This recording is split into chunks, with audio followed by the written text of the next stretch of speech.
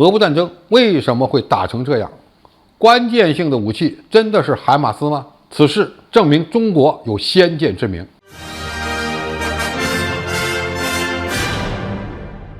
观众朋友、网友朋友，大家好，我是付贤少。如果我们总结俄乌冲突的全过程，大致有这么几个阶段：初期的围困基辅和马里乌波尔之战，第二阶段的顿巴斯之战，然后就是现在的乌军在南北两线的反攻。到现在为止，我们不能确认俄乌双方到底谁掌握着战场主动权，因为从乌军的赫尔松反攻开始，俄军似乎就失去了战场的选择权，而乌军借助于西方的武器装备和西方国家所提供的精确的情报信息，总会选择对自己最有利的地方展开反攻。当然，俄军呢也还有机会证明自己才是战场的主导者。如果我们总结这场战争中的变量，有俄乌两军人员素质的因素，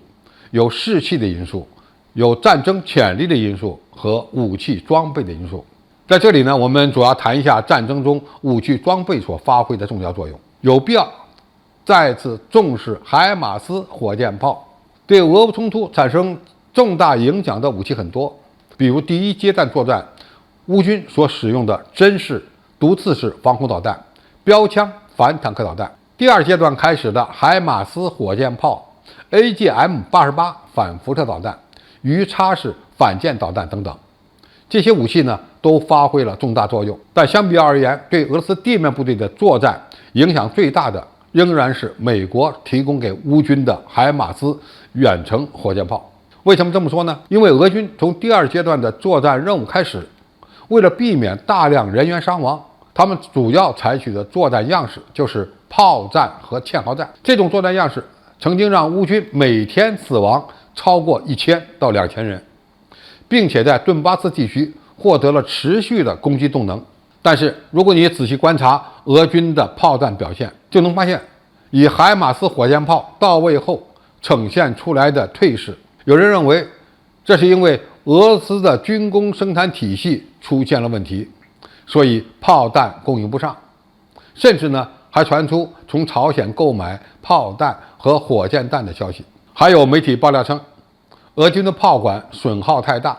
或缺少数字化火控系统也是重要原因。其实最令人关注的一个原因，可能还是美国所提供的海马斯火箭炮带来的。海马斯火箭炮对俄军后勤补给仓库的连续打击，最终让俄军的火炮优势不再抢眼。可以这么讲，俄军目前最擅长的战法就是集结火炮，集中火力来粉碎他们前进道路上的一切。但海马斯火箭炮通过袭击俄军的后勤补给基地，中断了炮弹供应，从而抵消了俄罗斯火炮的优势。而海马斯之所以能够发挥重大作用的背后，还有美国和北约体系下情报侦察网络，以及乌克兰军队敌后情报工作的成功等等。只要能够发现高价值的目标，海马斯火箭炮就有办法利用其较远的射程和较高的精度予以摧毁。这些目标包括道路、桥梁、弹药库、后勤补给站和指挥中心等等。在乌军持续破坏了2个多月后，俄军的炮火优势似乎呢开始动摇。俄罗斯军队现在也开始认识到情况的严重性，但是似乎呢并没有好的办法。乌军用木头制作了大量海马斯的假目标，引诱俄军进行火力打击，从而造成俄军弹药的消耗。直到最后，俄罗斯才不得不考虑从伊朗采购察打一体无人机来解决这一问题。不过到目前为止，仍然没有看到在战场上海马斯火箭炮遭到毁灭性的打击。海马斯是一种很先进的火箭炮吗？这要看跟谁比。跟俄军相比，它确实有优势，但是在中国人民解放军面前，那就不算个事儿了。因为中国的远程火箭炮不但射程要远远超过海马斯，打击精度和威力也相当高，根本就不是海马斯能够比拟的。然而就是这么一款并非很先进的数字化火箭炮，却在很大程度上改变了俄乌战场的作战样式。平心而论，海马斯火箭炮在俄乌战场上的表现确实可圈可点。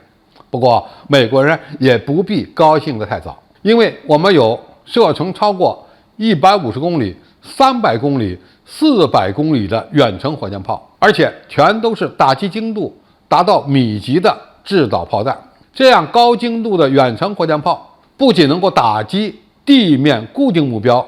甚至还能够用作反舰武器使用。在未来完成统一大业的过程中，或许我军的远程火箭炮将是打得对手绝望的杀手锏。不管美国今后会向台湾地区提供什么样的先进武器装备，哪怕是向其提供海马斯都不管用，因为我们的实力真不是海马斯所能比的。好，今天的评述就到这里，谢谢大家收看，我们下期再见。